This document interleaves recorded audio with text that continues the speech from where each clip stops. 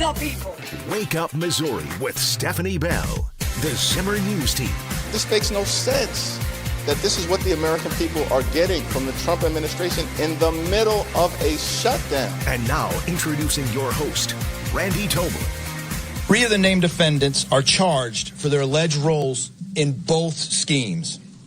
This alleged illegal gambling operation hustled unwitting victims out of tens of millions of dollars and created a financial pipeline for La Cosa Nostra to help fund and facilitate their organized criminal activity. We were just talking about the opening of online betting in Missouri and about potential corruption, potential addiction, and now a story made for Netflix. It's real, though. NBA coaches and stars involved with mafia operations on the court, on the poker tables. It's a feel-good Friday on Wake Up Missouri. Stephanie, this is the screenplay is already being written, right? Even though they probably don't know the last few chapters yet, because it's probably going to keep unfolding. Yeah, it's going to be a documentary worthy. And that's what we heard from Kash Patel during the press conference yesterday, is that it's a, multiple state investigation. 30 people are total are rounded up so far. He said it's been ongoing for several years, and it is continuing to be ongoing. Which means remember the episodes of The Sopranos where they do the big mob poker game, and they'd have all these stars. They had Frank Sinatra Jr. sitting at the table with them once and all. It's what this sounds like. It's amazing. So they would use, when it comes to the poker thing, they would use these NBA players as what they called face cards to lure players in. And then I guess what happened, they were using like cheating technologies, like X-ray technology, that if the cards. if your cards were face down on the table, the X-rays reading it, and then they had people reading that and sending messages. They had shuffling devices that were somehow manipulating the deck. It's unbelievable. Pretty sneaky. It was all. It's mostly based off of the shuffling machine, because it can scan the cards or whatever and tell the players who has the best hand, and it's just so complex. And I'm just glad the mafia's back, because I'm tired of all this gangster stuff where there's drive-bys and all that. I miss good old-fashioned mafia stuff. OG mafia. And I read that part of the outing of this whole deal started when proficient players saw that these face card players weren't playing very well, but yet good players kept losing, and they figured, wait a minute, something's wrong here. The good players are losing, and you got these stooges that aren't with big names that aren't playing well. What's up? And I saw some speculation on Twitter that folks actually talked publicly several years ago about experiencing one of these games and how they were something's not right here. It brings up important points, and I think that's why, I practice in the gaming space, and why, when a lot of money is exchanging hands, there is room for funny business, which is why it's so highly regulated in states where it is legalized, right? Because I think people are incentivized to cheat. And so I think in a highly regulated environment, you have confidence that you go in and you get a fair shake. These backroom, under-the-table rigged games are not where you want to be playing. And I think it brings up an interesting discussion in Missouri as we talk about it, in that, you walk into a highly regulated environment, maybe a casino, and they have, what we talked about yesterday, disassociated persons list. They have age verification. They have all of these programs in place to prevent things like this, which is exactly why we shouldn't have these unregulated machines in gas stations where kids can walk up and where there's no specifications about how much the machine can pay out. And it's why we have these regulations in place, and why we need to start enforcing our own laws about allowing this illegal gambling in gas stations to occur right here in our own state. And it does make me sad in a sense, because I remember, when we went out, Sean was a 5th grader, and somehow it was some kind of a lottery, or maybe it was a fundraiser, and somehow we ended up getting someone, we could stay overnight or two in Las Vegas on the way to the Grand Canyon. And you took your kids to Las Vegas? It was fun, on the way to the Grand Canyon. It was fun. It was circus. It was really fun back then, Yeah, and it was very innocent. Except and they probably still had the show at Treasure Island with the pirates. It was great. Vegas went through a family era, and then there in was the 80s. Then there was like a Dixie Stampede thing, but it was like an Excalibur. It was like a, okay. Yeah. And I remember Sean sitting there making fun with the dancing chicken. He had a little chicken, and he was dancing. I just remember. So I thought, you know what? I'm gonna for the first and probably only time in my life gamble. Right. So I researched it. I bought books. Really, I bought books. Serious? I researched it. What is the game that you have the best chance at the house? It's blackjack. Yeah. So I read all these books, and one was by the pit boss, the legendary pit boss at Caesar's Palace, and so I figured I'm going to Caesar's Palace, by golly, because I like those old Frank Sinatra movies and all that. So and the Rat Pack, and I figured I'm going to go there, and it was the best time. I put $20 or $30 down on the table. And you pulled a J.V. Pritzker and walked away with $1.4 million. This was an educational thing they did. So they had dealers and a bunch of 3 or 4 amateurs. They serve you a drink. I had some nice scotch. Well, I'm there with my $20, and every time I'm like, yeah, hit me. You sure you want to do that? And they were sort of coaching in a cute kind of a way. Mm-hmm. I walked away $20 wealthier. I had a couple of free drinks. I learned a little bit about the game, and now I'm thinking it was a fun time. And I thought now it's all, how corrupt it can be. But yet you can have a lot of fun at it, right? But it's sad to think that it could be corrupt, You could be in there with people that are cheating.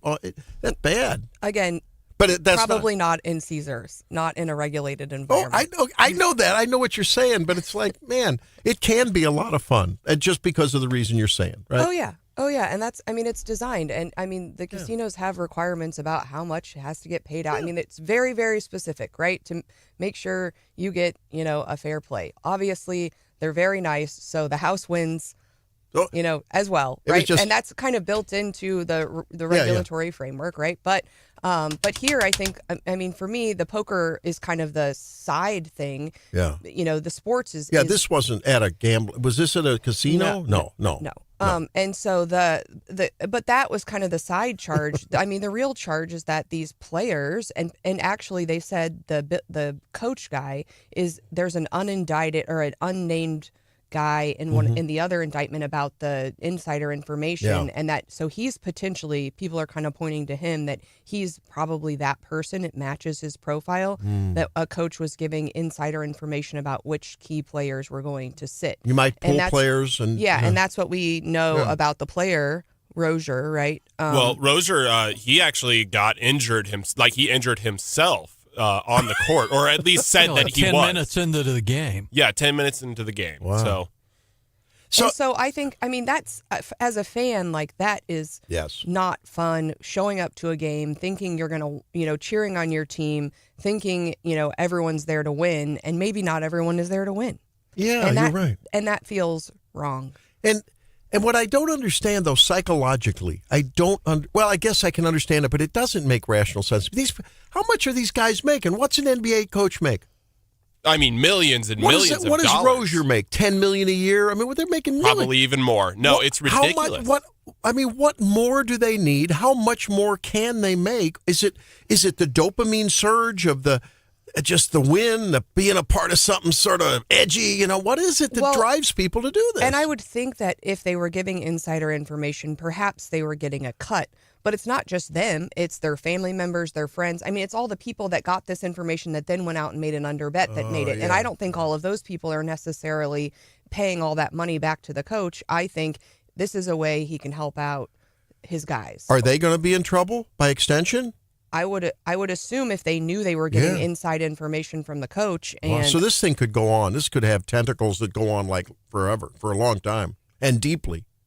I think so, and I think it's a warning to others, right? And I think I think every time you get one of these situations, people are learning about what suspicious activity looks like, how to identify it, and obviously they were able to identify it here. But hopefully, as they uncover more information on the back end, when they see these bets being made and they see this activity, the technology and the controls are good enough that it helps them identify it going forward as well, and how these things are perpetrated. I wonder if AI can be used, like you said, to maybe snoop this out even earlier. I'm sure it already is. Yeah. Wow. Well, you guys brought up Jonte Porter yesterday. Yes. The former former Mid-Missouri ball player who got implicated in all the point shaving and. You think he squealed? Maybe games. knew more than Who knows? You never know. What college did he play for, John? Do you remember? Wasn't Missouri State, was it? Wasn't Missouri State, guys. Haven't heard anything like that. Oh boy. Meanwhile, Eli Drinkwitz got pretty upset with Feynman the other day when he asked him about the rumors about him going to Florida, or is he being courted somewhere else? He wasn't upset. He was kind of trolling. I don't think he was upset. No more distracting than trying to decide if you're going to run for United States Senate. There's a lot of different things out there that you just got to factor in. The reality is, for me, we addressed it as a team. We addressed it as a staff. All that stuff is all fake right now. It's October 20, whatever. Like, the only thing that matters is us playing Vanderbilt. And we have an opportunity in front of us right now that doesn't come very often at the University of Missouri. And I'll be damned if I let distractions or outside noise or people try to influence that through social media, which, by the way, isn't real. Okay. There is no candidacy list. I don't care what's on 24/7. There is no people calling. What's really matters for us right now is having the best winning Wednesday practice that we can have to take advantage of the moment in time. This football team, these boosters, these fans, they put a whole lot for us to be focused on the right here, right now. And whether or not you run for Senate, that's up to you. So, what's his contract extension? It's like through 2028 or 9, isn't it, Drake? Well, in the comments on this, half of the comments were like, "Yep, he's in Florida. That was the biggest dodge ever." The other half were, "No, sign him up for even more years." And this is just, but it wasn't I took it as a direct. What are you talking about? We're playing football. There's no truth to that at all. He did the same thing for Penn State earlier in the season as well. Like, this isn't the first place. And I think that he would be a better fit for Penn State if, let's say, he left Missouri. Why would you want to leave Missouri? He's building a great team. I'm saying if he, wanted to leave Missouri for whatever reason, and he had to choose between Penn State and Florida, Penn State is, I think, the best place for him. He doesn't have a Penn State accent. He can't go there. But he's also... He's got more of a Missouri accent. More of that. He's got an Arkansas Yeah, well, that's what I mean, Arkansas. But it's certainly closer to Missouri than Penn. I think it's rare. I mean, it's not surprising that people are going to want him, of right? course. And I think he's winning. He's turned around our program. That's right. He's for a football coach, he's so good on media. He's got great humor, recruiting. And then when it comes to the game, he's like, don't listen to social media. I don't even know what day it is. No distractions. Football, which is what you want. Yeah, he's great. He's media savvy and savvy on the field as well. Back with the Daily DC Rundown. Cindy O'Loughlin at 7:35 and some hot Boone County crime and punishment news, too. It's Wake Up Missouri.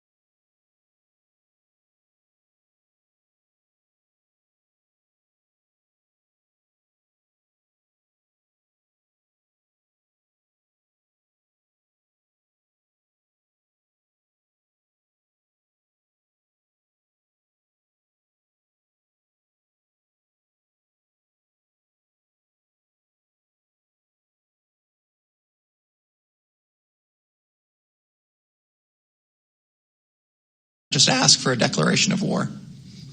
Well, I don't think we're going to necessarily ask for a declaration of war. I think we're just going to kill people that are bringing drugs into our country. Okay? We're going to kill them. You know, they're going to be like dead. Okay. President Trump holding forth yesterday. Stephanie Bell holding forth with the Daily DC Rundown. They're going to be like dead. That's, I think, what Marco Rubio was saying. A good way to not be like dead is to not bring drugs into our country. He said, you know, we're going to kill you. If you don't want to get killed, don't bring the drugs to our country. Interesting dynamic there. What are we on? The 8th, I think, or maybe 9th now? Strike against these drug cartels. Yeah, we're up to at least 8. Yeah. And they said they're going to keep happening. So quit bringing your drugs to our country. All right, we're also, Trump is saying we're back in the midst of a trade war. I haven't looked at the markets yet, but that seems to be heating up. President Trump's cutting off trade negotiations with Canada. He announced Thursday, accusing Canada of using ad campaigns to interfere with a pending Supreme Court case that's challenging Trump's authority to heading to Asia, too, to meet with Xi. Is that right? He is. Yeah. There is a Trump-Xi meeting scheduled for October 30th at the APEC summit in South Korea. And so, again, that's heating up. And we were kind of off the trade war market roller coaster for a hot minute, but it looks like we might be getting back on there. We are also in Trump world getting lists of who is paying for that big, beautiful ballroom. We got to call that the BBB, right? BBB. It's going to hold about, I think, just under 1,000 people, but the list came out yesterday. A lot of folks are saying, ooh, it's big tech, it's Amazon and Apple and Google paying for it, but there's a big long list of individuals as well. Lots of people you see kind of in the Fortune 100 space. I think some Blackstone folks are involved as well, and people are saying, oh, these people are cozying up to Trump. Pay for play. Yeah. Not really. That's what they're saying. That's what Hakeem Jeffries is saying. I think it's, well, I mean, come on. It's just another way of showing favor to the president. I mean, they're not calling Stephanie Bell for a donation for the BBB. Well, I think if you look at the list of people, it's the kind of people who could donate that kind of money to do this kind of project. All right. I agree with you. We are also hearing that Letitia James says she intends to challenge the appointment of the prosecutor that she says was handpicked by President Trump to seek charges against her. So I don't know that really holds much water. No. And I mean, the liberals have already said, oh, the case against her isn't that strong. So that kind of seems petty. If you really feel like the case against you isn't strong, then argue the merits. Well, I mean, they've got the pot calling the kettle black when it comes to weaponizing. I mean, they got no standing there, really. Yeah, that's fair. We're also continuing to watch this government shutdown. Yeah. We are worried about military pay. There was originally an $8 billion fund. Of that $8 billion, only $1.5 billion remains. For October 31st, that payday, we need about $6 to $7 billion. So they're going to have to scrounge up some more money. Ooh. And we're getting more, I think Governor Kehoe talked yesterday about the specific implications of that shutdown for Missouri, which we can get into maybe at 6:35, Randy. Yeah, let's do that. Let's talk a little bit of Missouri politics and policy at 6:35. At 7:08, we'll talk about a scathing news story out of Boone County. Cindy O'Loughlin at 7:35, and it's Breast Cancer Awareness Month. We talk with a surgeon at 8:08. Has America been fair to Donald Trump?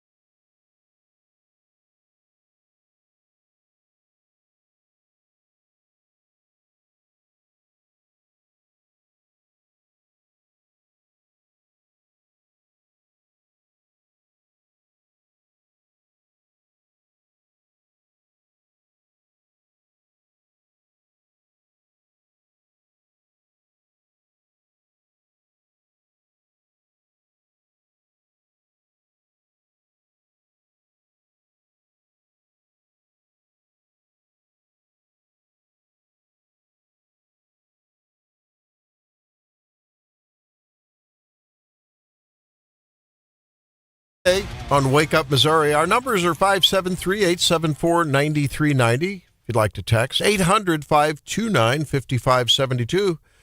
I'm Randy, along with Stephanie and John and Drake.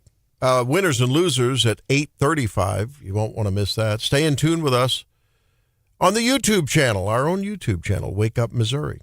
And you can have some fun on our Facebook page with the little video of our photo shoot yesterday. That was fun. Did you post that? I did. Yeah, that was great. And so LG is going to get out the Photoshop for Randy and Drake and John and Stephanie didn't need any Photoshop. Didn't LG just get inducted to like the Missouri Photo Hall of Fame? Yeah. So if he can't make you look good, Randy. He is great. He is one that it's maybe he could switch our heads around. Yeah. He has to go to his psychiatrist and check in and say, I've got a photo shoot with Tobler tomorrow. Can I need some help? I need some therapy, counseling. I'm just kidding. He does a fabulous job. So it is a Feel Good Friday. And Stephanie, you saw this little TikTok. It's pretty fun.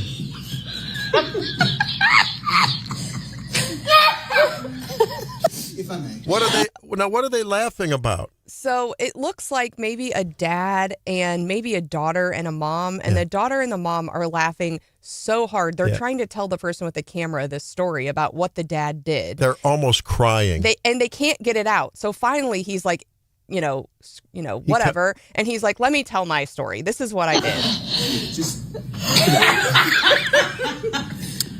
What I did.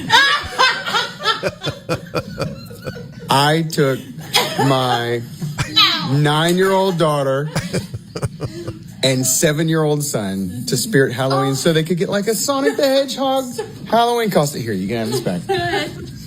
Use it responsibly. Okay, go ahead. And it was so grotesque. There's literally a woman who goes like this and then she breaks her own neck. Like graphically breaks her own neck. She screams and then breaks her own neck in front of my 7-year-old. Right. And so, yes, I wrote Representative Chuck Fleischman and said, listen.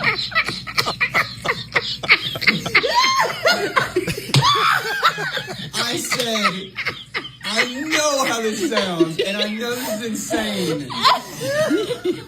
But like when I was a kid, if you went to the video store, there was a curtain section where the kids couldn't go. Couldn't we do that? Instead of putting all the scary stuff right in the middle, right in the front of the store, where the kids have to literally pass. So they're looking at the camera just like, is he crazy? It's Spirit Halloween. Disbelief.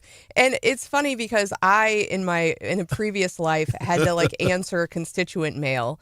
And we got some pretty weird letters, pretty weird requests.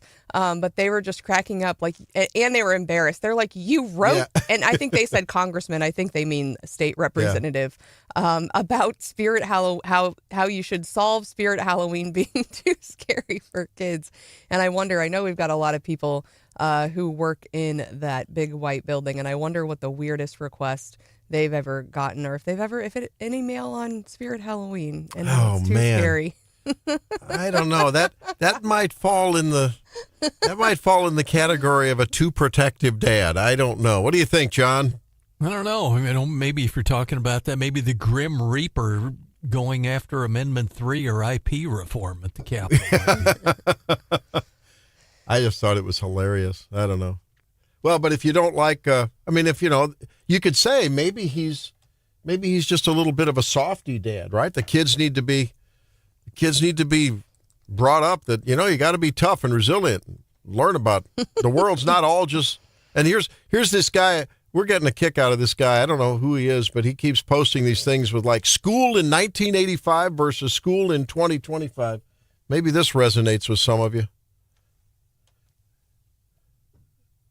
Students, this is Principal Leger.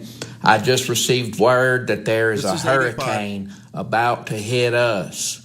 I want all students to get your trapper keepers, walk into the hallway, open up your trapper keepers, put them over your head. you will be perfectly safe. There's a hurricane. Also, we're going to be having square Mexican pizza for lunch with a side of corn. That is all. Here's Attention all students, this is Principal Christopher. I just got word that the wind outside is 5 to 10 miles per hour from the east, so we are going to cancel recess today.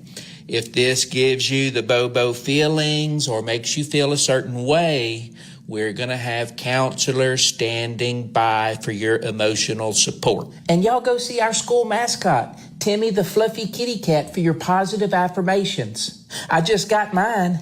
It was fabulous. It is different these days in school. And they're still having square Mexican pizza for lunch with a side of corn. Oh, man. Sure. I loved pizza days. Me Pizza too. days were great. Big square pizzas with lots of cheese. Yeah. It's good. Well, we are getting, Randy, we are going to talk a little bit about Governor Kehoe's comments on the shutdown and the way that it affects, we talked in the D.C. rundown about military pay, how they said they're going to scrounge up some money for that first paycheck. Well, they haven't yet scrounged up enough to pay folks at the end of the month. The other thing you mentioned yesterday is the SNAP benefits. Governor Kehoe issued a statement yesterday saying that the November SNAP benefits can't be issued. They are 100% federally funded. And there's no mechanism for state appropriations to be transferred to cover that funding. He also cited apparently there are 56,000 federal workers who may not receive a paycheck. Small Business Administration loan distributions are frozen during a federal shutdown. Apparently over $15 million in loan assistance is blocked per week to small businesses in Missouri. And they're expecting Missouri GDP to decline by approximately $232 million each week the shutdown extends. That's tough because what we've been hearing kind of about the numbers is, there for a while we were just flush with all the federal cash from COVID. And each year we go on, we've been hearing more and more about tighter budget years. I think our revenue was somewhat flat last year. I think they're expecting something similar.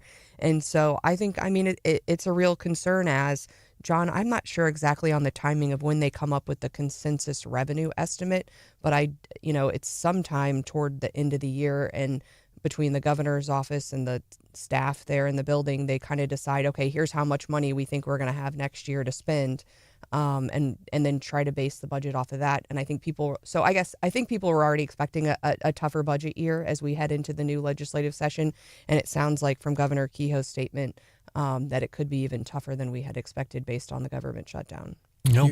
Big discussion. We've heard it from Cindy O'Loughlin and the rest of them right along, looking forward to 2026. They're talking about the budget, and that restored education funding is going to be I think that'll be a big debate again. It is, and I remember when the discussions were about Governor Kehoe not funding, education fully or, this or that. It was like, well, wait a minute, we have a rainy day fund, but, it's not an everyday fund. And yeah, it wasn't fully funded, but he still dedicated a record amount to education. Right, yeah, but you know what I mean. And of course, he put together that task force to completely overhaul the way that we fund education. And so I assume we'll be hearing more about that as well. I guess the thought was that may not come to fruition or maybe to legislation this session, but maybe the following. I think that's right. Maybe, yeah. To how much per week in GDP? Was it 200? 2 million? 200 million? It's $15 million in loan assistance from the SBA loans is blocked per week. But as far as GDP, $232 million each week. For Missouri's GDP, wow. Our gross state product, which I think is the same. Well, that's same. probably the same kind of a thing. Wow. Declined by 232. And the other thing is it could lead to an increase in unemployment of about 800 workers under a 1-month shutdown. My Lord. It's tough. Pretty frightening, yeah.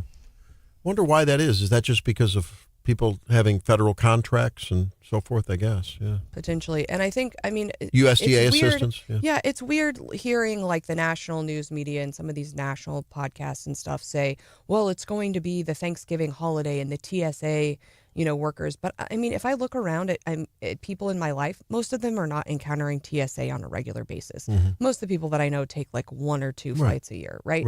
And so I don't think that whole like looming, oh, it's going to mess up travel, is something that impacts people in a way that they're going to be really mad about the shutdown. I think if you ask most Missourians sitting here today, they'd say, how have you been impacted by the shutdown? I think they'd say, I haven't, I don't know. But I think as the shutdown starts to affect our state and potentially local folks, I think that's when the tides might start turning as far as sentiment regarding the shutdown. Yeah.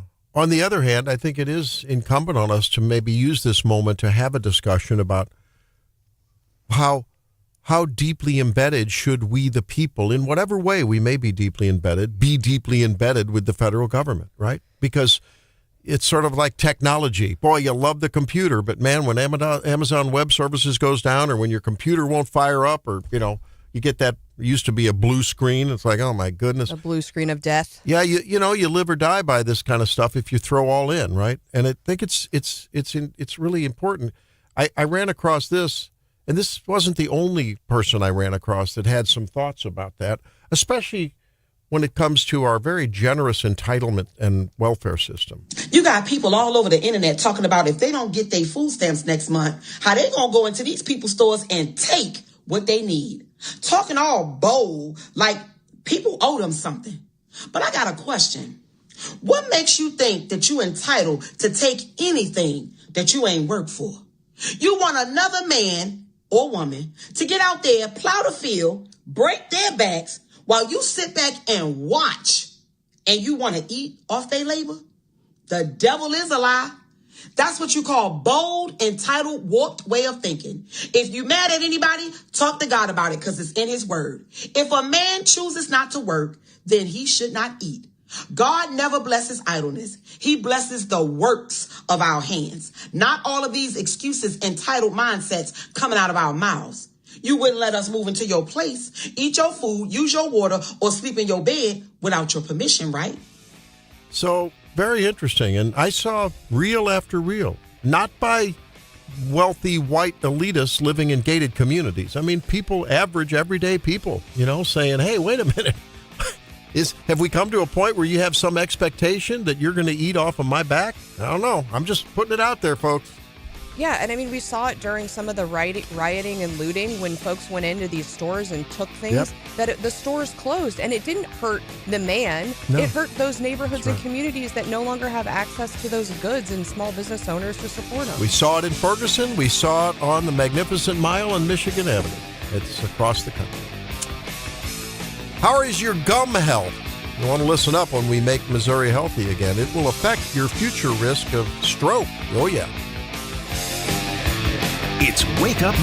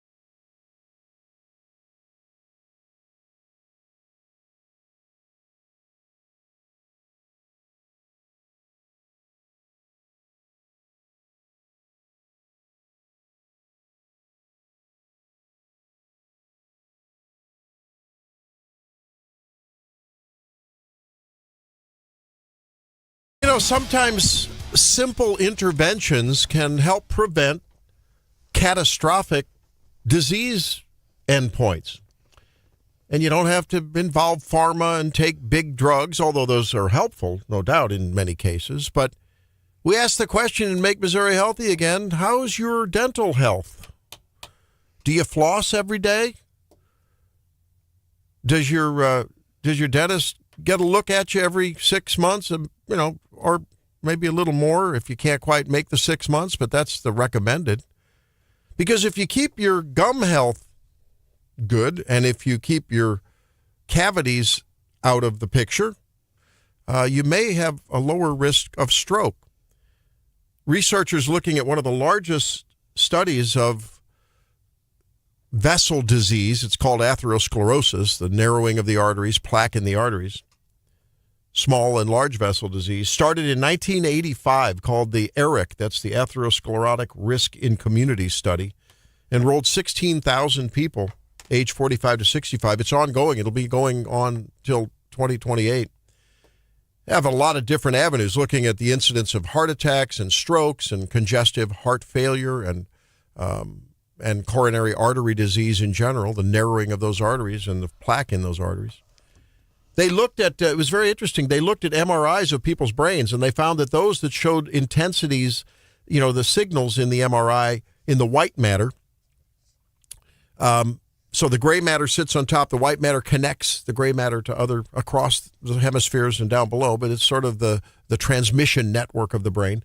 And they could see signals that when they looked at the incidence of gum disease in people, they found that some ominous signals on the MRI that would basically predict stroke risk, higher stroke risk, was higher among those people that had gum disease. And they're appealing to neurologists to say, hey, neurologist, if you've got a patient that, is at risk for stroke or maybe has had a little mini stroke, a TIA as we call them, talk to them about their dental health. We talk to people about their dental health every time in our practice, all the time, because it's something easy to do.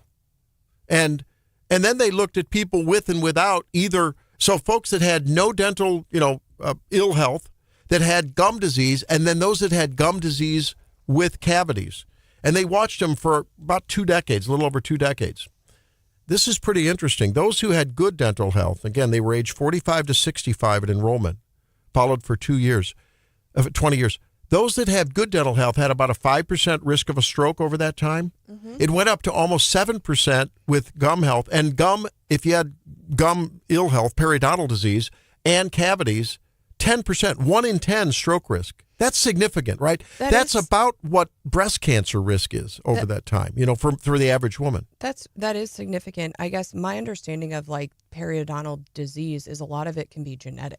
And so you're, obviously brush your teeth, floss, whatever. But how do people, are there floss and brush and, you may need to rinse as well. But a lot of it is nurture. A lot of it is just failing. And a lot of it is what we eat too.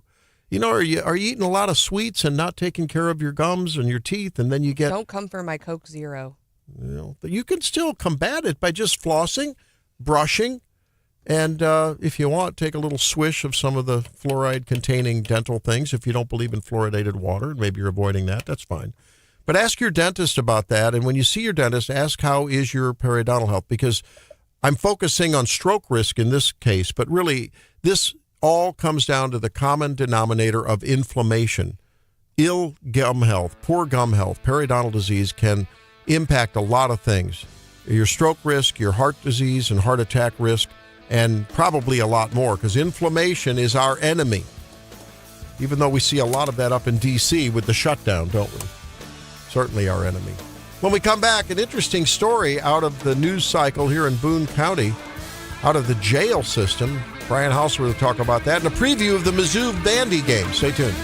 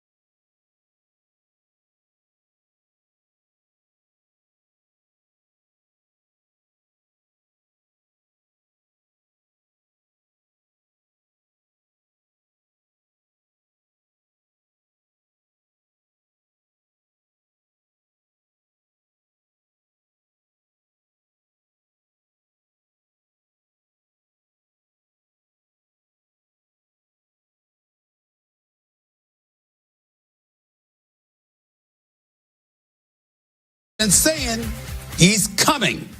He's coming because in his eyes, folks try to throw him in jail. In his eyes, he's innocent. They try to put me behind bars. I'm getting everybody. He's not playing. And so this, in a lot of people's eyes, talk to people in the NBA, talk to people in the NFL, talk to people in the world of sports. They think this is like the tip of the iceberg. These are the kind of words that are coming out of people's mouths.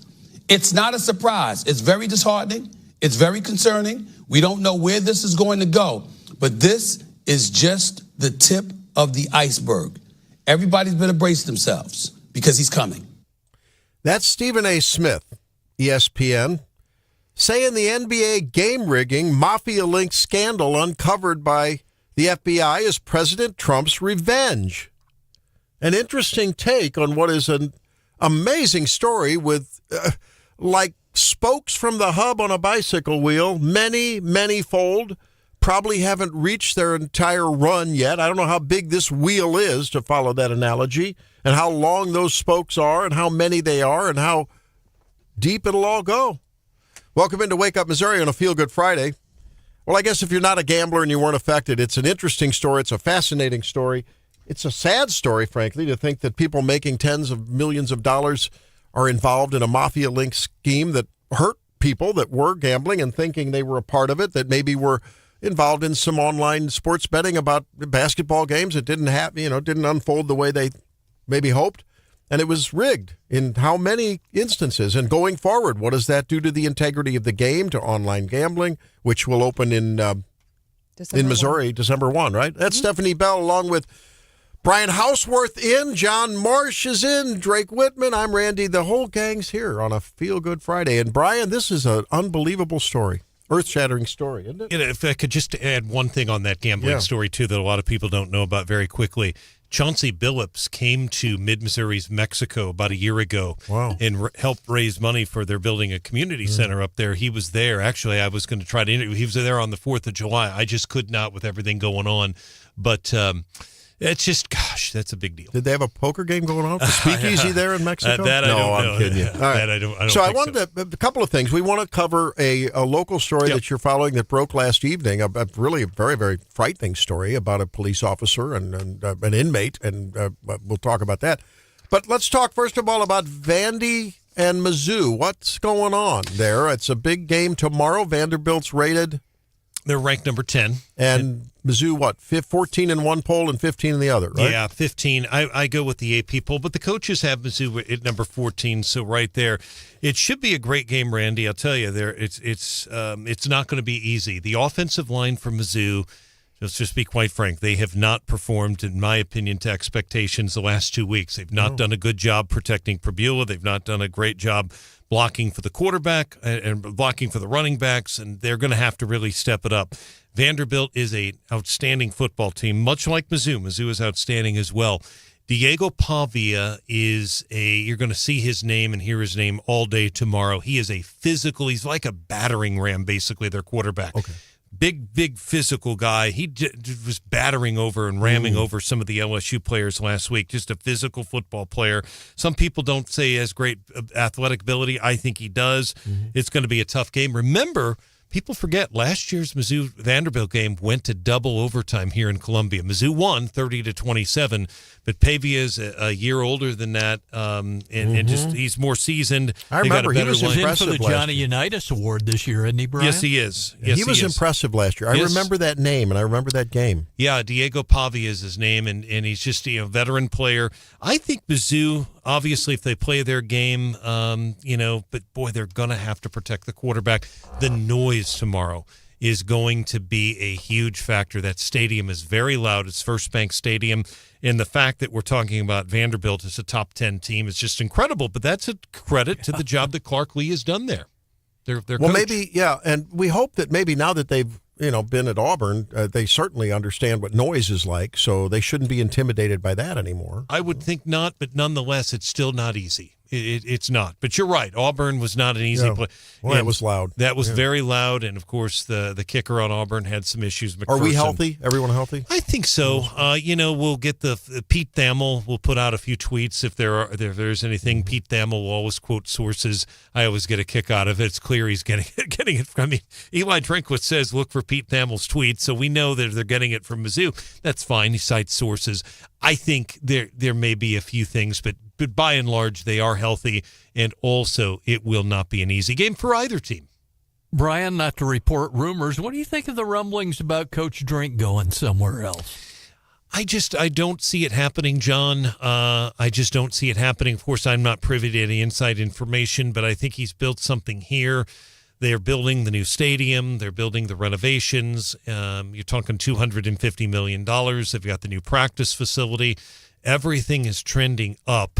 Yeah, there was a disappointment. You lost the Alabama game. When I say you, the team lost that. But, I've seen his names. I heard it on a Kansas City station. A guy from another city was speculating a couple of weeks ago. He could be a name that Florida looks at. And he wasn't suggesting he's going to be, just saying that Florida could look at him. I do expect Coach Drinkwitz to stay here, but we'll see. You just never know. Hopefully he will. He's done a fine job. Very approachable. I see him out in the community from time to time. A nice man. When you have a highly visible, media savvy guy, he's comfortable with the media. He's got a lot of panache when he's out there, and clearly brought the team to national prominence or awareness at a minimum. Yeah. Of course, that chatter is going to happen. Of course that chatter's going to happen. And that's a compliment, too. Yes, right. It really is. He's probably knocking on Moon Choi's door and say, hey, about that contract. I know. Goes to 2029, so he's pretty well set in that regard. I think the three of us were one night at dinner a couple of years ago at dinner one place, and Moon Choi and Coach Drinkwitz were having dinner over there. Who knows? That's right. But, we stopped and talked to him, didn't we, Brian? Exactly. So a very frightening story with really some deep worries for, I think, a detective in town here in Boone County. Tell us what's going on there. Well, it's a horrible story, and a it's CPD detective. Yes, it's a horrible story. You just don't see very often. I've got detailed stories up at 939theeagle.com. Full disclosure: I am leaving one court document out. I am not using the detective's name to protect his safety because this detective could still be at risk. But the allegation is this. It is a serious allegation. The allegation is that a 26-year-old inmate who spent time in the Boone County Jail, Nicholas Logan Harvey, allegedly tried to hire a hitman through another inmate at the jail to kill a detective here in town. It's a detective that I think probably a lot of our listeners would know. Again, I'm not going to use his name. An out-of-state hitman. The court documents are redacted, but I can tell you, and it's very clear, that another inmate came forward to the police and worked with them to basically stop this from happening. Was able to provide them through the police a number of a quote-unquote hitman who turned out to be a police detective. Mitch was his name. It's in the court documents. Mitch was a police detective, and they told him specifically, told Harvey, call and say it's about repossessing a vehicle. And they have him on tape, allegedly, according to court documents, calling Mitch, the detective, thinking he was a hitman and saying, I need that car towed. End of quote. Now, he is saying in court documents later he has a Lincoln, some vehicle, a Lincoln, that needs to be towed, but police believe they've got him. They've moved him out of the jail. Obviously, I think that's to protect that other inmate, because he's going to know who did it, but based on, I'm not going to elaborate, but it's going to be very obvious. The defense attorney is going to see the same court documents I have. They're going to be able to know who this other inmate is. I don't know who it is. It's just identified as witness one.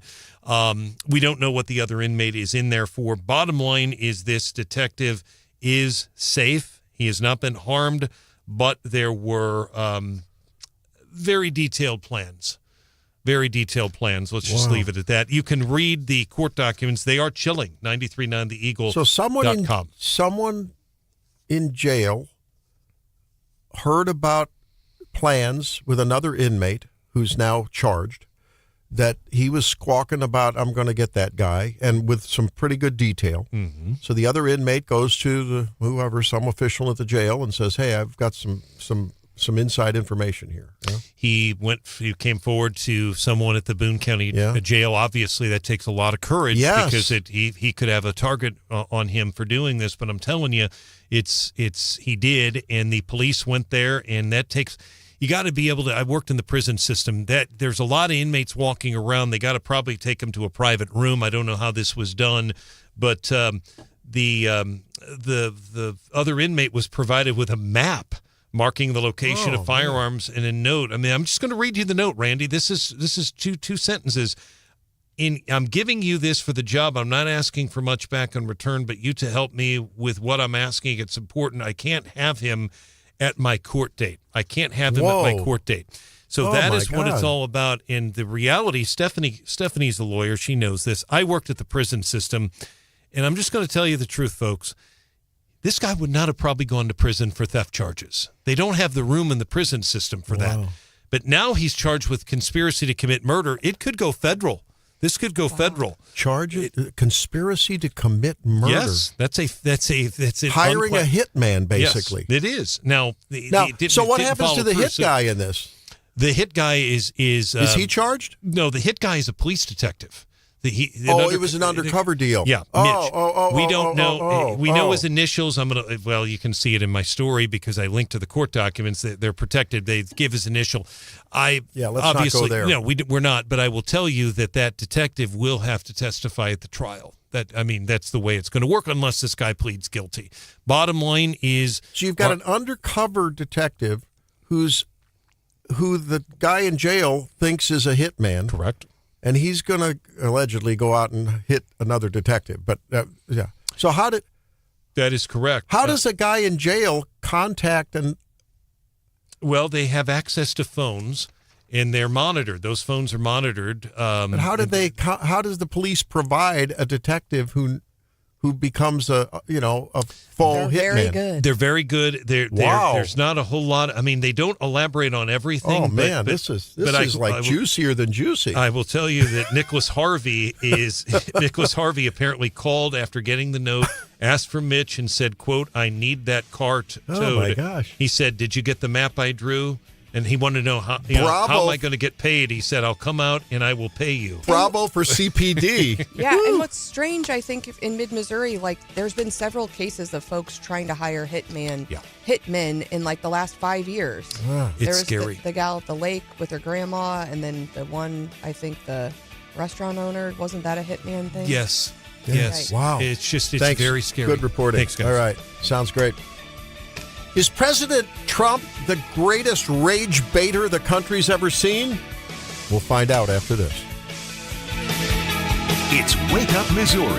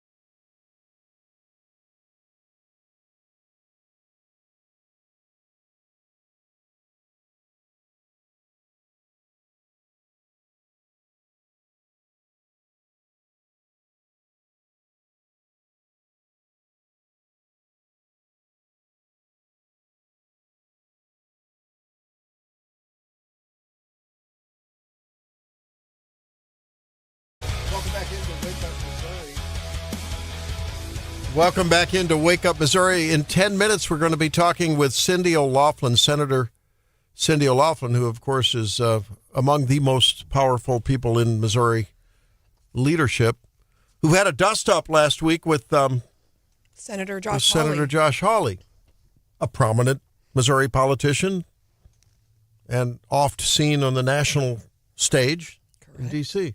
And we're going to ask her what was the genesis of her letter to Josh Hawley, because he had made some comments about utility rates and data centers, and why are the people paying for the massive gorging of electricity that the centers are going to have to provide, and why do you have to have your rates raised for it? I mean, electricity rates and energy rates in general are really becoming a top topic because they've surged.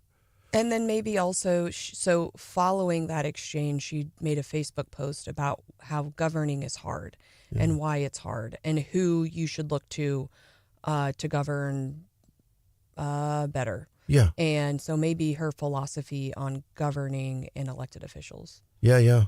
It didn't mention Senator Hawley by name, but if you were reading between the lines, it seemed to be. Yeah. And, he made it, he basically implied she had a conflict of interest when she was, part of the passage of this law last year that basically said that you can be billed before construction of a new utility plant, right? And he pointed out that she had taken a contribution from one of the utility companies. And I will say, if you look at like the list of lobbyists and who has the most lobbyists, I think at the top of the list are universities and utility companies. And so the fact that, I think if you checked most elected officials in Missouri, they would probably show, some contribution from an energy provider is probably there.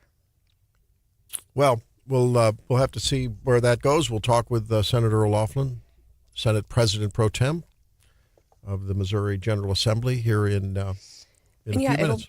It'll be great to also maybe pump her for some information, because again, we're just a little more than a month away from pre-filing of bills. I think the Freedom Caucus has put out a memo on what their priorities for the next session are, but usually the legislators in this late fall season are kind of deciding what are our priorities going to be for the next session.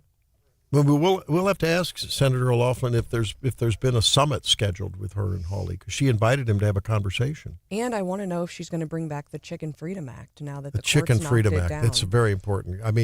Drake just wants to be able to tell that homeowners association, I'm raising those chickens, darn it. It's technically the Chicken Restriction Act. The Chicken Restriction Act. And I think 2 points are important is, what have the courts done that the legislature now is going to have to try to reenact? And then also, based on some of these court decisions, whether you're talking abortion or whether you're talking some of these other initiatives, whether you're talking this latest bill, are they looking at any type of court reforms? Right. She's talked about that in the past. Yeah. We'll be talking with Senator O'Loughlin at 7:35, and at 8:08, breast surgeon from Boone Health, Dr. Jennifer O'Neill joins us about how you can mitigate breast cancer risk and what's being done and some advances with detection and treatment too. So it's Breast Cancer Awareness Month. We'll cover some of that as well. Back with Senator Cindy O'Loughlin at 7:35. Stay tuned.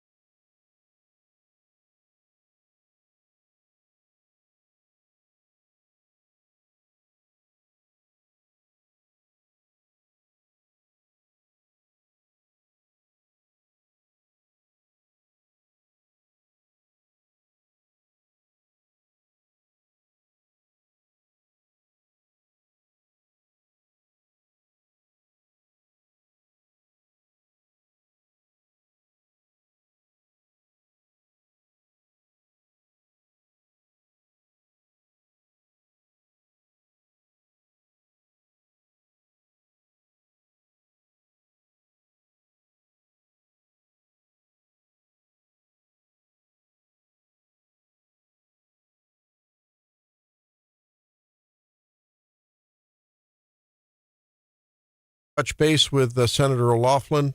Always a lot going on in her life, so we'll see if we can connect with her and move forward. Until we do, I wanted to play this for you because we didn't get to it last segment. It was so fun.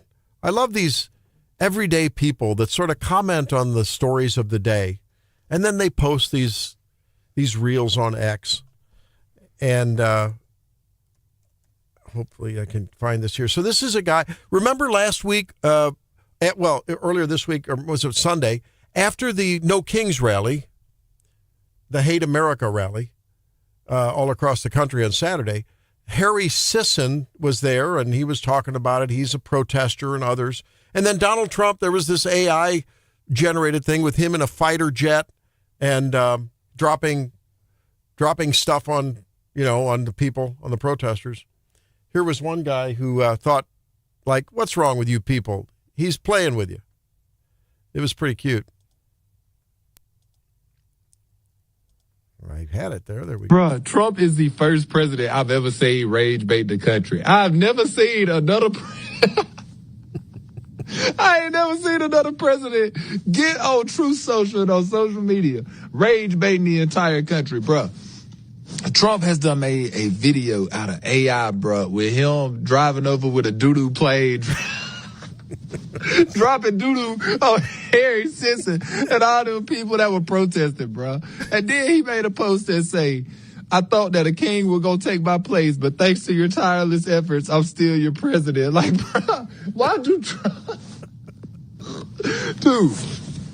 And I know y'all be on here, oh, you need to be more professional, this and that. Bruh, I'm just telling y'all it's funny. I ain't about to sit here and act like it ain't funny just because it's coming from the president. It would be funny coming from anybody, bruh. Donald Trump be rage baiting y'all, and y'all get on y'all get on here every day mad as hell, just mad about it. Well, y'all know it's funny, bruh. Man, come on. It's just funny. And a doo-doo plane. And the way he's holding great. this, it's a guy in a hoodie and he's got a do-rag on and he keeps rocking back. He's laughing. It's very informal. I can't believe you people. He's just rage baiting y'all. It's good for him. And they're angry about things that are silly, right? Yeah. And he's right. They're rage baiting folks into talking about all of these other things. But again, I'll go back to the point I made yesterday, but about policy, right? They're mad about the doo-doo plane. They're mad about the your mom joke. They're mad about the White East House Wing. ballroom. Yeah. I mean, and none of that has anything, being mad about that doesn't make you want to vote Democrat. Like, and again, that's all they're talking about. It's good. Meanwhile, you've got John Fetterman, who's becoming a bit of a darling of the right in a sense, right? Take a few positions that don't toe the line. They're talking about when your cycle comes up, they want to primary you. What is your response to them? I really, I'm not afraid of telling the truth. As I've said, I'll be the Democrat that refuses to lie to the base and pretend that this is right. I'm proud to stand with Israel. I'm proud to say that we need to secure our border. I think it's entirely appropriate to bomb the Iranian nuclear facilities. And now I refuse to call on my fellow citizens as they're fascists or Nazis or those things. I will agree also that we must keep our government open. And if somebody wants to primary me or the party wants to vote me out, it's like I'm going to go down being honest and telling you that this is wrong to do these kinds of things, and I refuse to do that. I think we need to be a big tent party.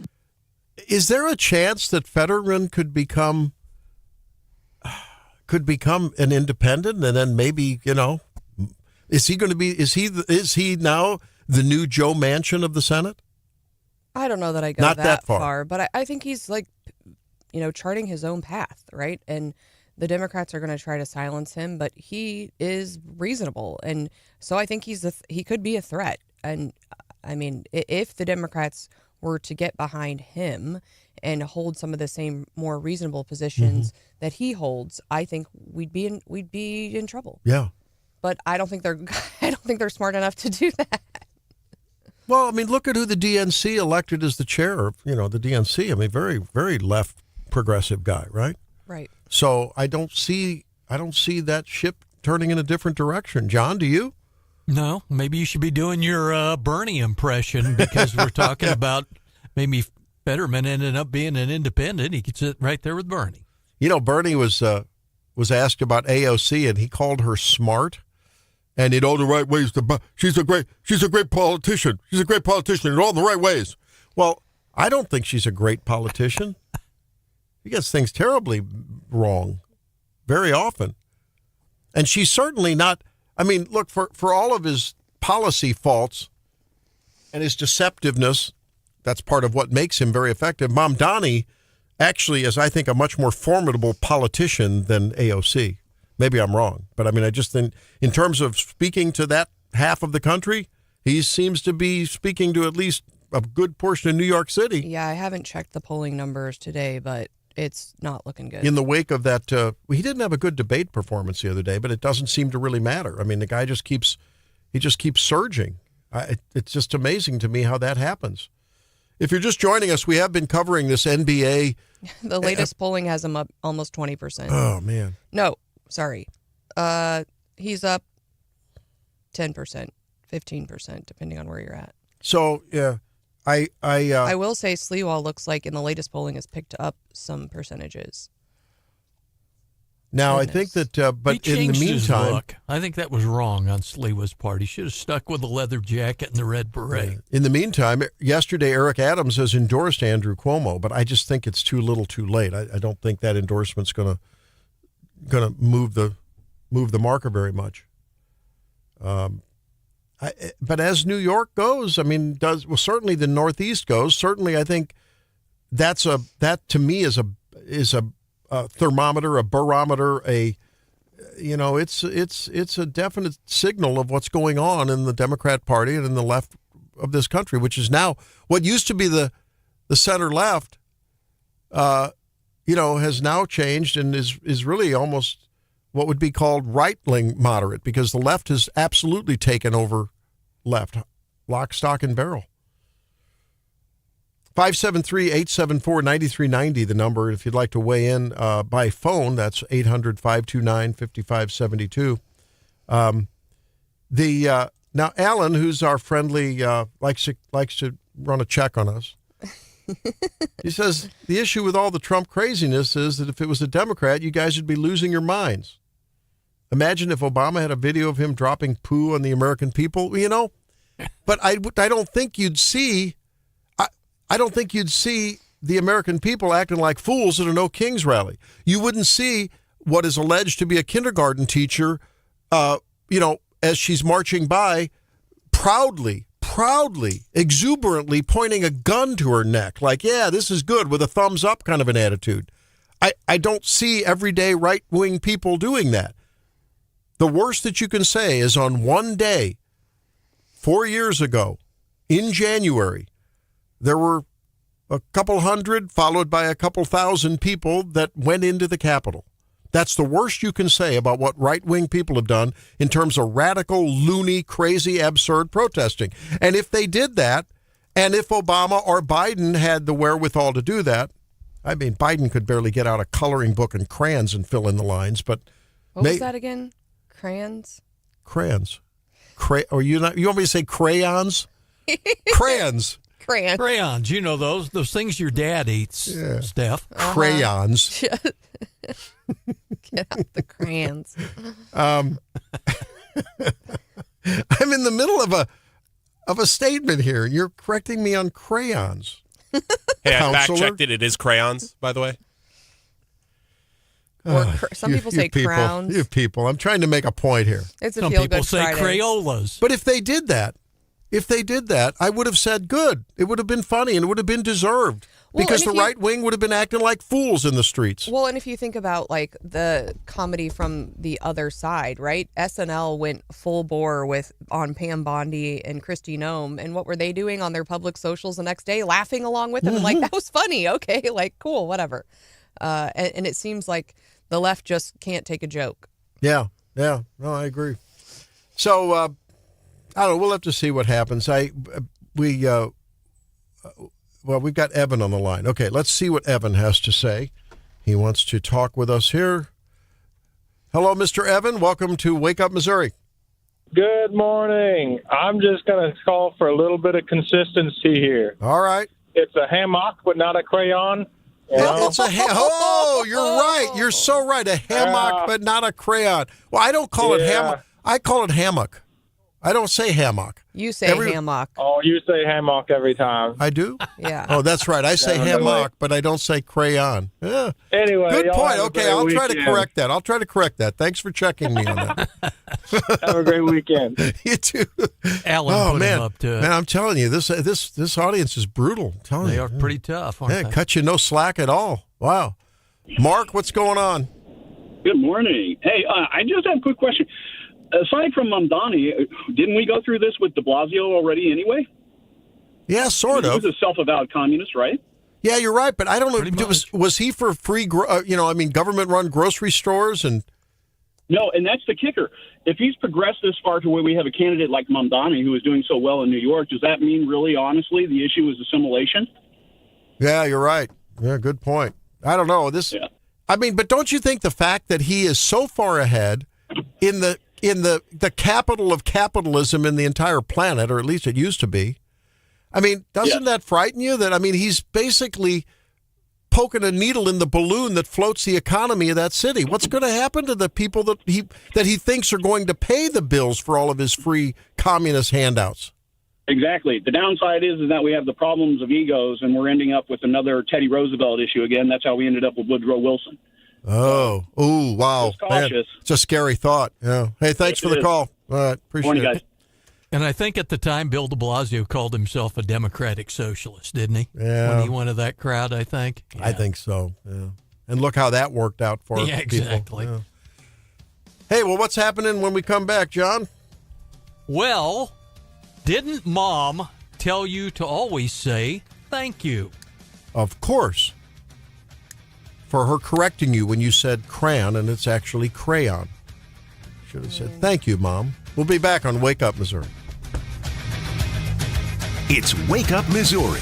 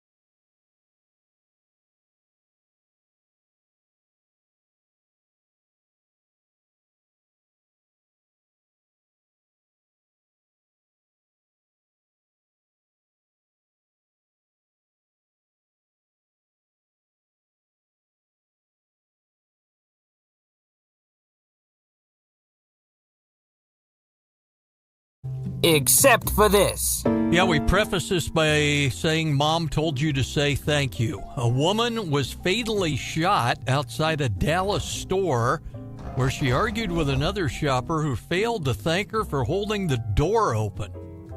41-year-old Cecilia Simpson died after the attack. The suspected killer, a 22-year-old woman, whom Simpson reportedly first encountered as they were leaving the Five Below store at a mall on the south edge of Dallas.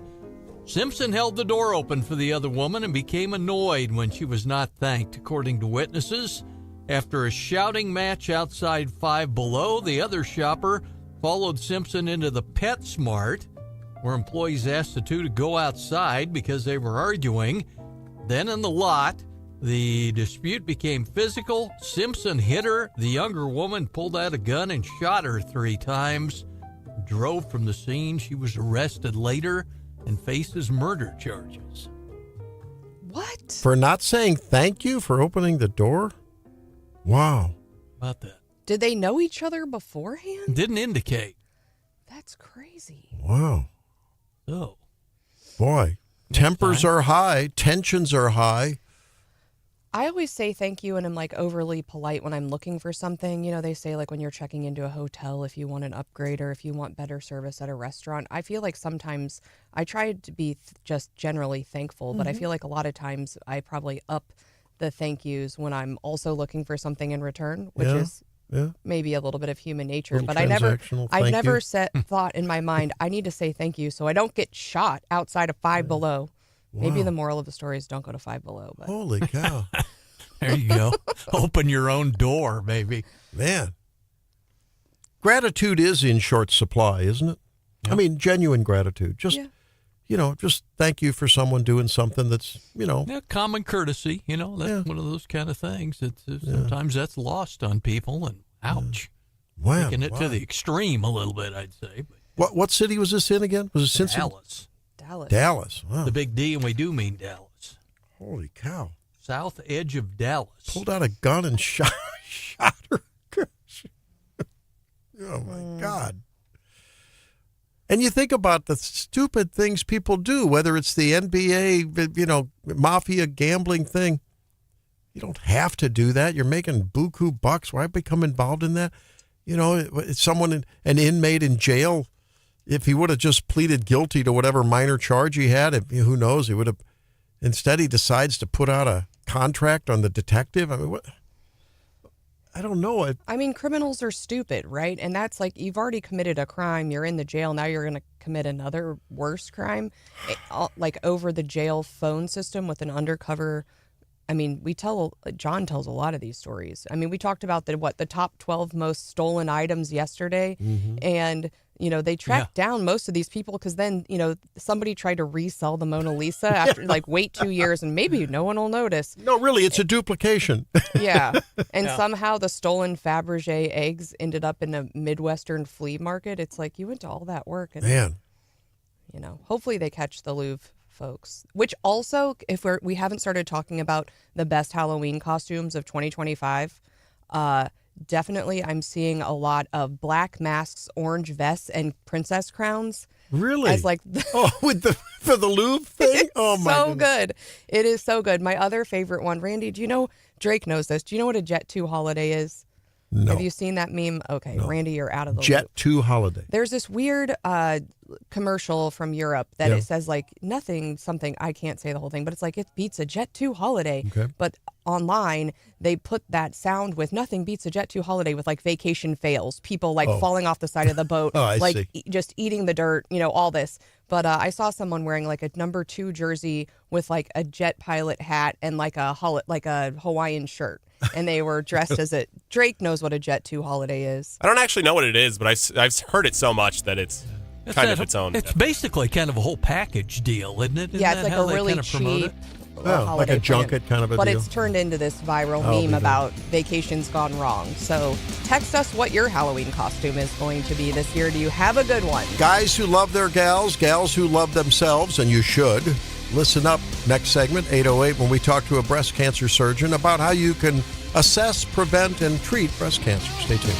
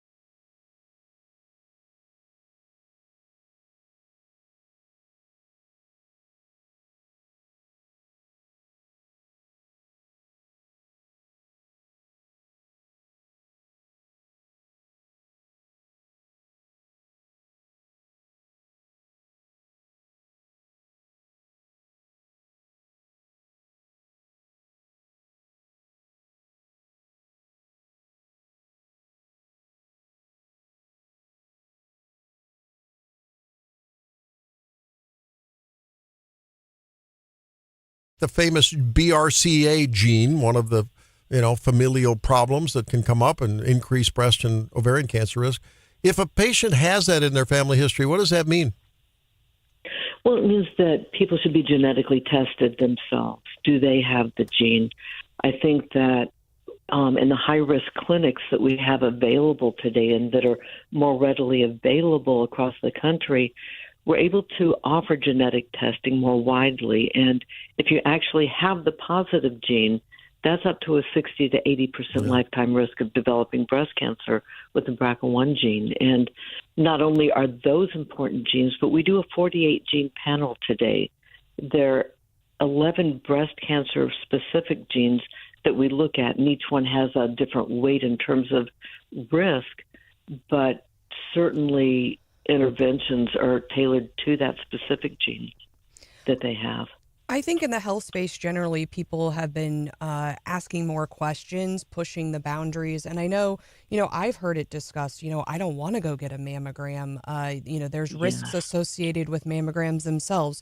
What's your response to, and what kind of conversations do you have with folks who have those concerns?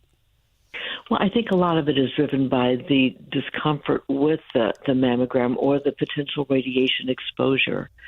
And more than anything, the mammogram is still our best screening tool.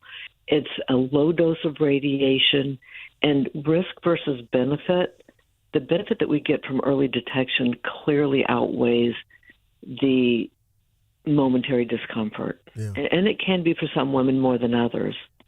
Well, there's no doubt about it, though. Is there any doubt in your mind, I think in every doc's minds, that in the wake of COVID and some of the maybe overreach in retrospect and missteps on the part of the government, for whatever reason, there's just a lot of mistrust of what we do, Dr. O'Neill? I mean, let's be honest about Absolutely. it. I'm having a hard time telling people that have chronic lung disease and are at terrible risk from god-awful things happening to think about an influenza vaccine, for crying out loud, Mm-hmm.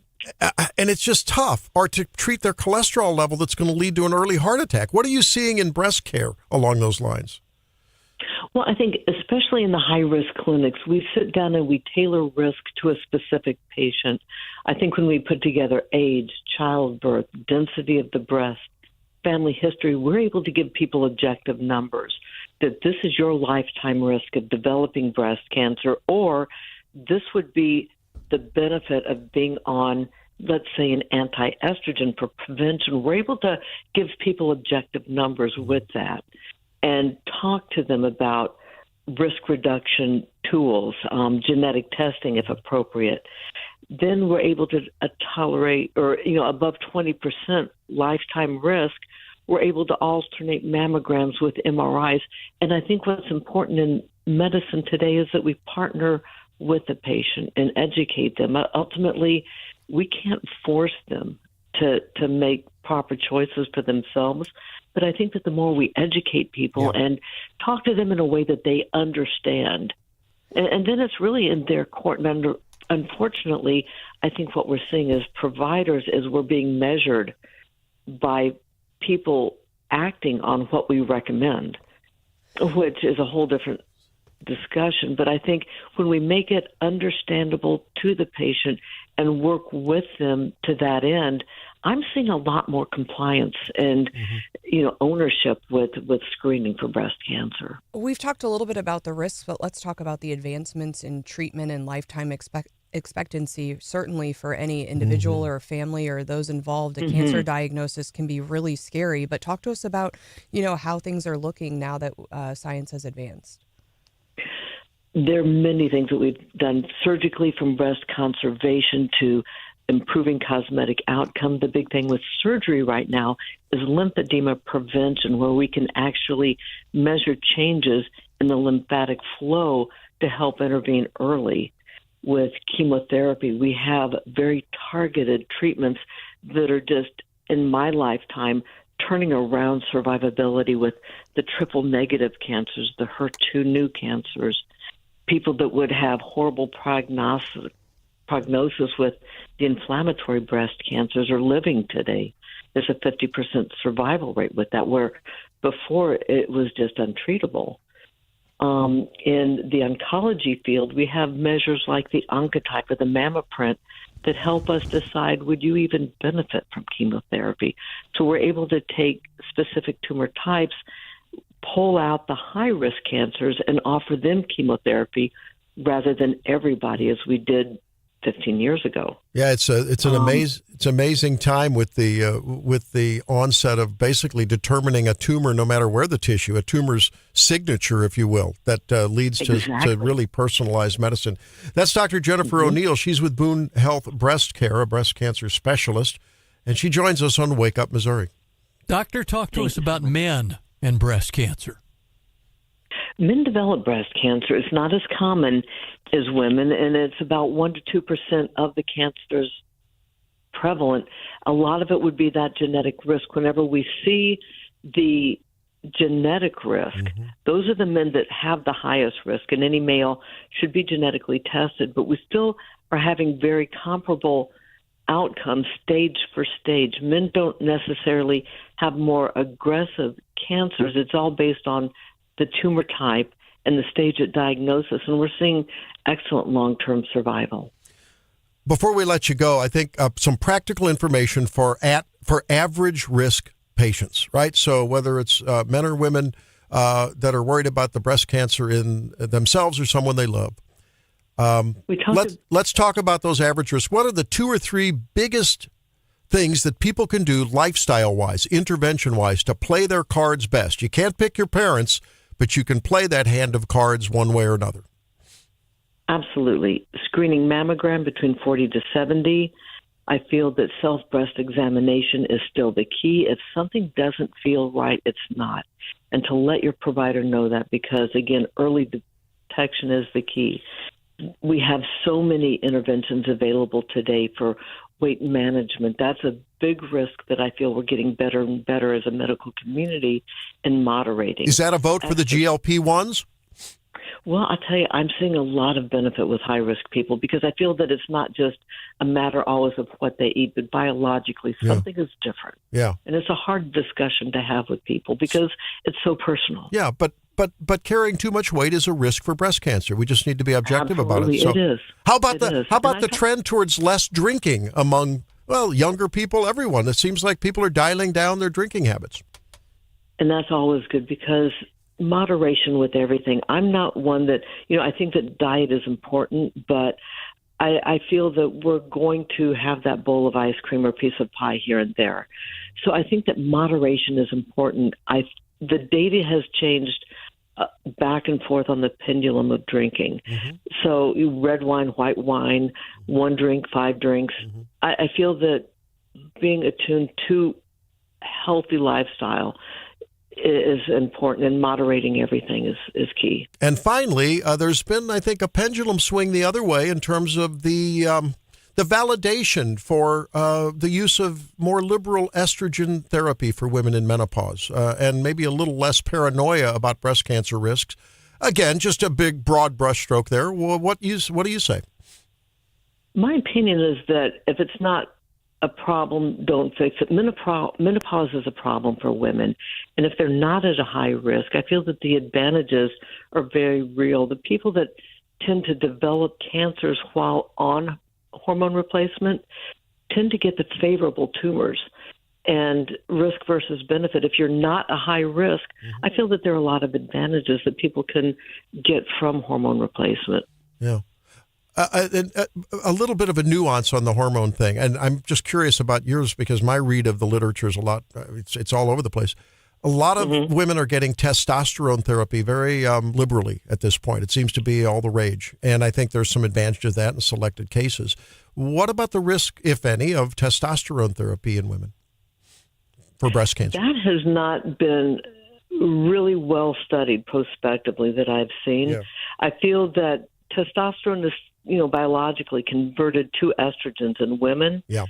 But I think that, again, in some circles, getting testosterone, even with cancer, has been offered. If people are on the aromatase inhibitors, then you're really not getting that conversion to estrogen.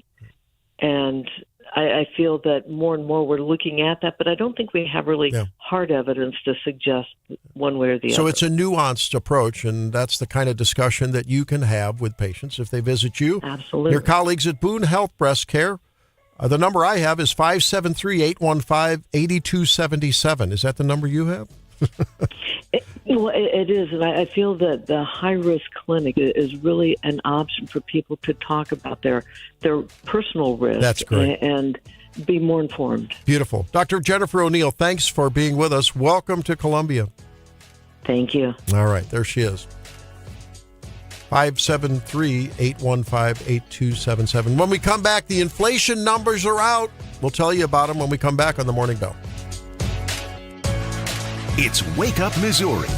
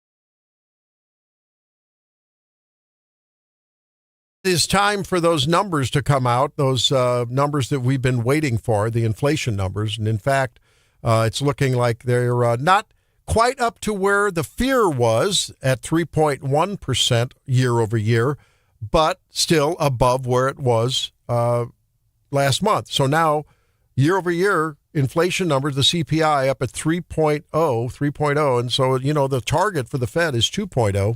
And John, this portends, I think, maybe even better for the upcoming rate meetings for the Fed. And the markets are liking it. They're looking at some futures this morning that are looking pretty good. Looking like up 200 points, pretty good. Yeah, right? 218 on the Dow, 223 on the NASDAQ. So everything from about half to almost a full percentage point in the futures, depending on which index you're looking at. Oil well, making a little bit. Another quarter point, presumably waiting in the wings with the Feds, not a half. No. But the analysts are pretty sure it'll be another quarter, and we'll take it. Like you said, inflation rate rolled in as of yesterday when they got the numbers at 3%. They hoped for better, but they could have had worse. Well, that's right.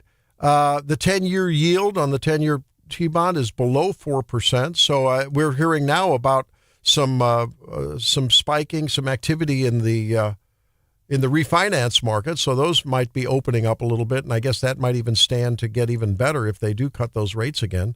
Meanwhile, Target's cutting 1,800 corporate jobs, first major layoffs in a decade. Wow. Apple is shipping American-made AI servers from Texas. And seeing a little more action here domestically in some of the manufacturing front, which is good to see. All the while, we wait to see what happens when Donald Trump heads to, South Korea and going to meet with President Xi there, right? That's the plan. After he canceled the meeting, of course, that was not about the economy, but he canceled the meeting with Putin that he was going to have. This is really an interesting time in our economy. I think that at the end of the day, I don't know what's driving this inflation the inflation rate just hanging there, sort of in that now 3% range. This is the highest inflation rate since January. And you have to wonder, is this a result of tariffs and, the impact on the supply lines for cheaper items coming here? Are people at the same time, are industries here that now feel some protection? Are they raising prices? So is it a double whammy there? And they kind of judge the consumer price index off stuff that's being made. And a lot of times I think the economists, I don't know, is incorrect the right word, tried to turn to it to look at the volatile energy prices and food prices and all. When that, I don't know, how much does that track into it from a true standpoint? Yeah, that core CPI, which excludes food and energy, actually had just a slight downtick month over month. It was a 0.2% monthly gain, whereas July and August. So we're talking about September numbers here reported in October, of course.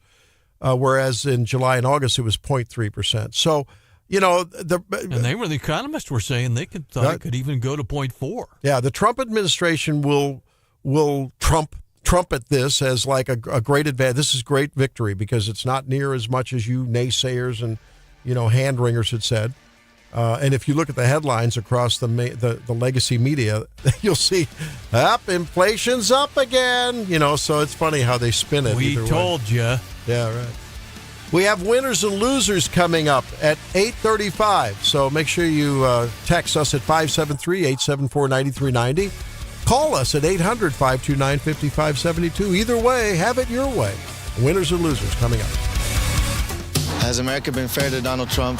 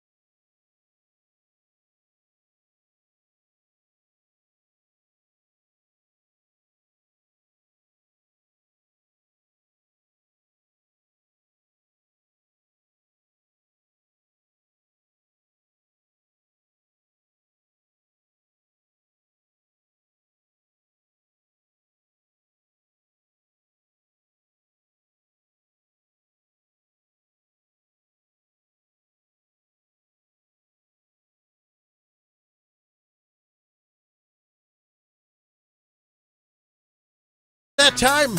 Every week at this time on Feel Good Friday, we ask for your nominations for winners and losers of the week. Let's start out with Mr. John Marsh. Okie dokie, we've got all winners this time around. I'm going to grow up to be Brian Hauswirth.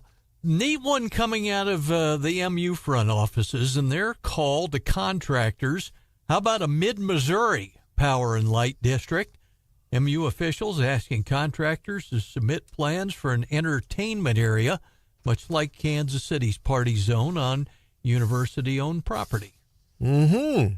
Easy one, because I got to it first. Tigers all ready to tangle with the Commodores, and we don't mean Lionel Richie taking on number 10 Vanderbilt down there, and Tigers only 2.5-point underdogs this morning. So, and our big winner, and a whole lot of winners, especially in reference to our interview we just completed, Sophie Cunningham was in Jefferson City, the WNBA star and former Missouri Tiger, at a special outdoor volleyball breast cancer fundraiser at Jefferson City High School a couple weeks ago.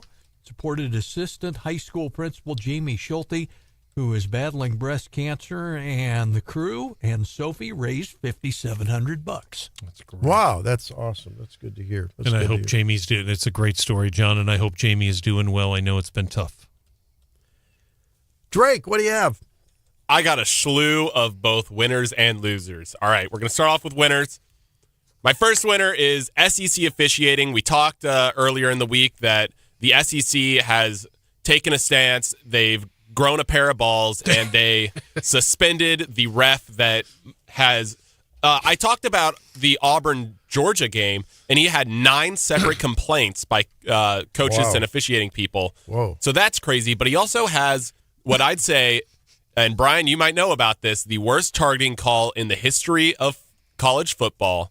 2019, Clemson versus Ohio State. Winner goes to play for the national championship. Ohio State's up. They're ready to, end a drive from Clemson, just take the game from there. There's a really bad targeting call. He was in charge there, and the player got taken out. And then later in that game, Trevor Lawrence, who plays for the Jaguars right now, he had a fumble that wasn't a fumble, but also was a fumble. Just terrible officiating there. And he is actually playing next to Cody Schrader in the locker room with the Jaguars right now. That's right. Second one is legalization of sports gambling. We wouldn't have been able. So that's a winner? That's a winner. Why? We wouldn't have been able to catch these mafia guys if it wasn't so widespread. Seriously, there has been sports gambling before it became a big issue nowadays. Right. But, I mean, without that, people wouldn't have been able to, detect through all the online services, DraftKings, Underdogs, that, hey, there's something fishy going on here, and being able to use technology to rat that out. Third winner, Mizzou football. We survived Auburn because John took my Vandy take. And my last winner today, sports fans everywhere. We have NFL going on, college football, NBA, and NHL just started, and we're in the playoffs of the MLB. There's not a better month than October for sports. That's awesome. Yeah, and now for my losers. 1, the Mafia. Yep. We thought they were gone. They're not. So I guess they're just losers for being the Mafia and, organized crime. My second loser, Rozier. He's that player that got arrested by the FBI. We look at a lot of the, he, had the legal issues. Do you know what lowlights are, Randy?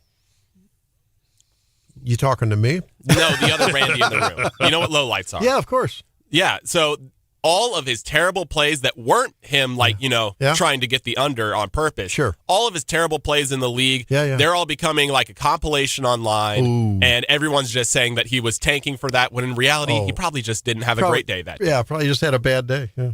Okay. And also the gambling thing. That's also why he's a loser. All right.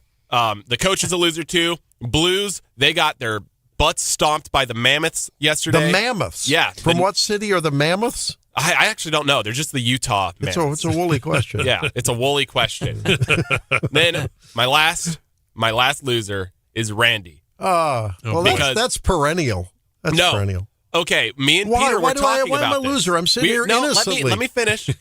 We were talking about this, and we were talking about you growing out your beard for testicular cancer awareness, which is a prostate great thing. Cancer. Prostate cancer. Yeah. There's a difference there. I'll give you the anatomy lesson later. Okay, well, Peter showed me a picture of you with a mustache back in the 90s. Yeah, you look Pancho like Villa. a stud. Yeah, well, you know. And we got to see the full picture now. Yeah, The Sopranos had nothing on me on that look, baby. They really I'm telling did. you. So you should grow out your beard. I want to see stud Randy again.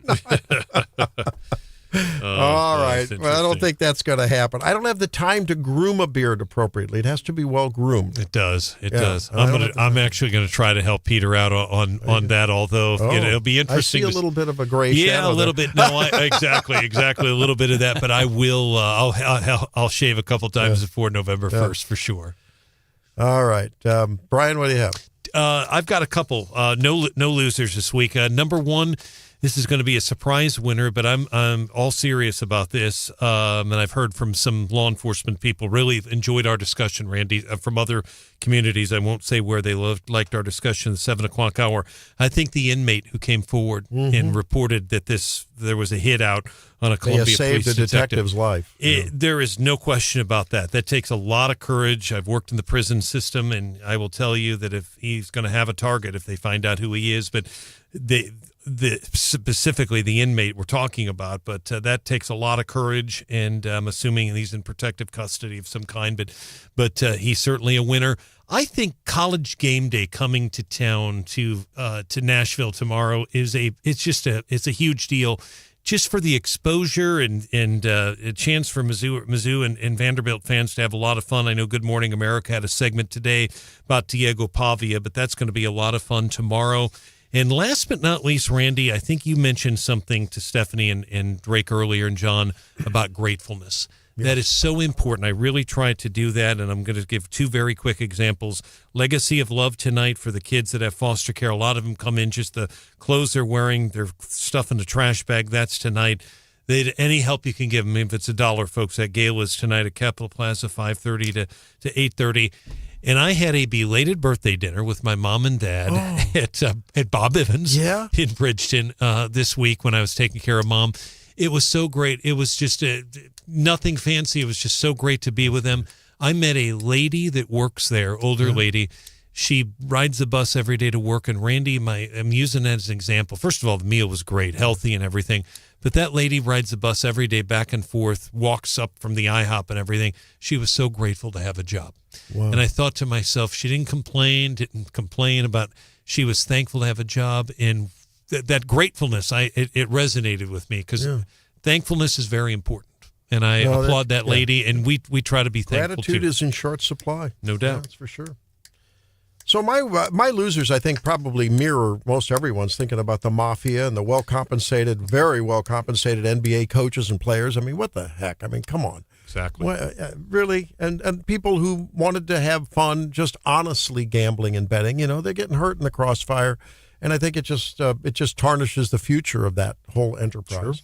Sure. Stephanie reminds us, though, that, there are regulations and so forth. So, but yeah.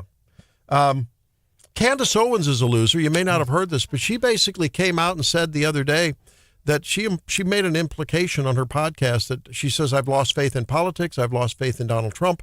She actually implicated Donald Trump and someone in Trump world as being potentially, I mean, it was not a very between the lines implication that somehow the Charlie Kirk thing may have been an inside job kind of a thing. And she's off her rocker. Wow. And she's lost her cool. And I think she's not good for what is the first time in a long time, a return to some sanity in terms of our cultural values, our economic values, our border security, our foreign policy.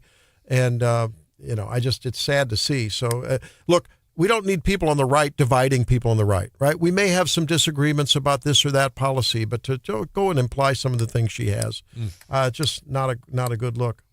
And on the winner's side, I continue to say, and maybe it's a little too, I'm not a real fanboy per se of Mike Johnson, but I think Mike Johnson is trying to restore order to the House and to governance. Here's what he said. At the time in October and November to work through that with all the members. I refuse to go in a back room with Chuck Schumer and make a deal I don't operate that way. It's not good for the people. It's not good for financial stewardship. And it's part of the reason we're $37 trillion in debt as a nation, because you have 2 or 3 or 4 people in a back room doing that. We're not operating that way. That's Chuck Schumer's old way.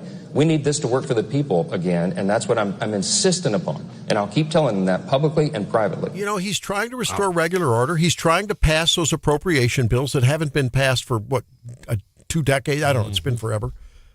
So good for him. He's fighting a big uphill battle against what has become a very a dysfunctional Congress. And I'm glad to see the guy say, I'm not going to get there in the room with me and Thune and Jeffries and my deputy, and that 4 of us are going to make the decisions for 330 million people. Not going to do it. Right.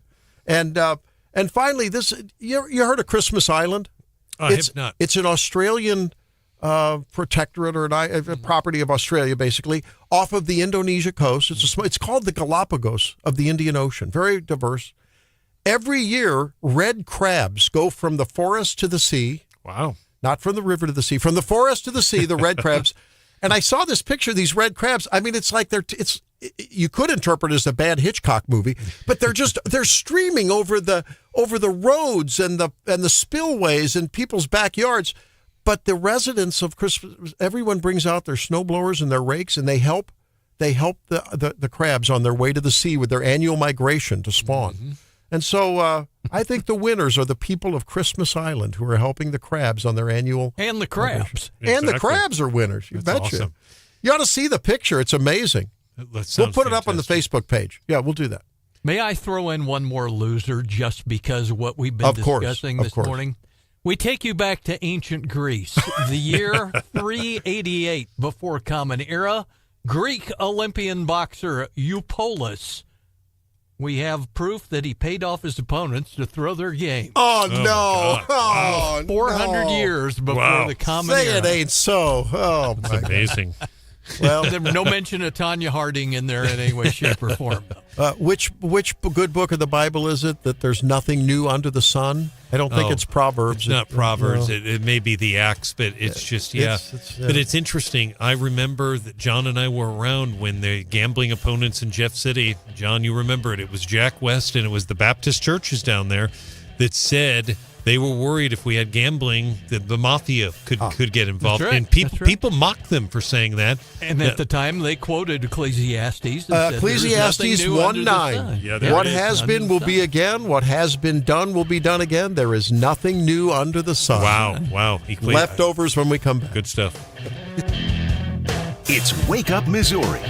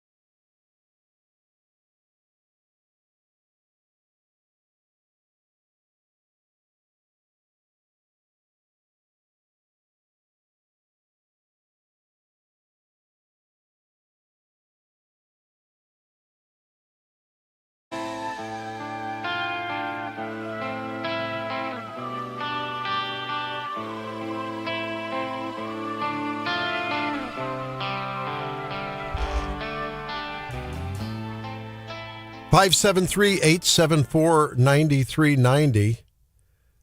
Casey says, Randy, you and Jennifer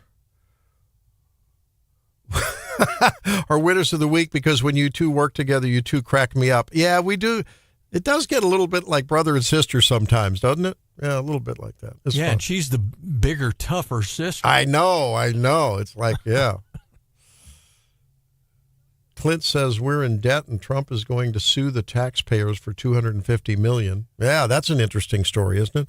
But I think he's going to give it to charity, isn't he? If he gets rewarded that for, the unjust prosecution, should he win that case? So I don't know. Stay tuned on that one for sure. Yeah. Roger says loser of the week is the sound engineer at the chili supper. I don't know that it was the engineer's problem. At the chili supper on Tuesday, finally we figured it out. Well, they figured it out. Those of us in the audience, we couldn't figure it out because the mic was going in and out when Chris Arps was holding forth and various speakers. It turned out that you just had to stand away from the podium. It was cutting in and out if they were up close to the podium. Huh. I don't think that's the engineer's fault. I'd blamed Arps. Yeah, it's Arps' fault. Yeah. I'm going to tell him you said that on Tuesday. By the way, Senator O'Loughlin, had an unavoidable detention that she could not get away from, so she wasn't able to be with us at 7:35. She will, though, be with us at 8:08 on Monday. So we'll talk with Scott at 7:08 and her at 8:08 on Monday. What do you have for leftover, John? Well, how about this? 2025 World Series all set to go between the Dodgers and the Toronto Blue Jays. Game tonight in Toronto. In mid-Missouri's own, the Taos Terminator, Tom Hinkie, who wrapped up his career with the Cardinals after a number of years with the Blue Jays, will be camped out in front of the TV. And he was part of the Blue Jays' 1992 World Champions. Holy cow. Yeah, some nostalgia there. Yep. Drake? All right, I have more of a warning to our Columbia listeners. Yeah. If you see about 1,000 to 5,000 kids out running downtown in banana suits, it is not a cult or anything like that. What? This is an event. It's called the Banana Bar Crawl. Huh. It's a company. You pay like $30. You get a pass, so you get drink specials, and you get a banana suit. You get a banana suit, and you wear your banana suit, and you go around, and you go to all the different bars, and it's a lot of fun. Don't be too scared. They're just normal people. They're is not it a actual local company? No. So they do it nationwide with a lot of colleges. So do they check your IDs at the banana suit vending machine or whatever, the online? They don't check your ID there, but you have to have your ID to get into the bars. And all of those IDs will be very valid. That'll be shown at the bars. Absolutely. And let's hope that Drake's middle school principal doesn't show up. That's right. Take the banana suits away from him. All right. So look, we were talking about Ecclesiastes and everything. There is some good biblical advice that Charlie and Erica Kirk always gave inevitably at one of their events. And I thought I would just leave you with this. And for those of you who are married or soon to be married, betrothed, something to think about. I'm wondering what your best advice is for young couples with small children on how to prioritize and nurture their marriage amidst the busy day-to-day life of kids. That's a very good question because your marriage came first. And your husband is very important because your kids, you're raising them to fly. You're raising them to leave the nest. They'll always come back. And once they do, I think that's why people get empty nest syndrome, because they look at their husband in an empty living room and they're like, who are you? I have to relearn you. You want to grow with your husband. Your marriage actually comes before your kids. I know that's a provocative thing to say, but it's true. Your relationship with your kids is important. Yes. But it's not covenantal. Right. Your marriage is a covenant. In fact, only marriage in the Bible is compared to Christ's relationship with the church. Mm-hmm. That may be new news to some of you. I know my folks taught me that. We try to live that. Hope that you'll think about that this weekend. We'll see you on Monday. Have a great, great weekend.